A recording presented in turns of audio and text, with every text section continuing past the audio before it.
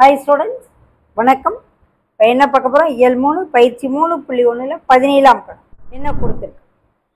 லாபமும் இல்லை நட்டமும் இல்லை எனில் அடக்க விலை = விற்பனை விலையா? அடக்க விலை விற்பனை விலையை விட அதிகமாக இருக்குமா? அடக்க விலை விற்பனை விலையை விட கம்மியாக இருக்குமா? குறித்த விலை = தள்ளுபடியாக இருக்கும். என்ன விலைக்கு வாங்கியிருக்கோமோ அதே விலைக்கு விற்றாதான் லாபமும் இல்லை நட்டமும் இல்லை. தள்ளுபடி எதுவுமே இல்லாமல் என்ன விலைக்கு வாங்குறோமோ அதே விலைக்கு விற்கணும். அப்போ அடக்க விலை = விற்பனை விலை. அடக்க விலையும் விற்பனை விலையும் சமமாக இருந்தால் தான் லாபமும் இல்லை நட்டமும் இல்லை.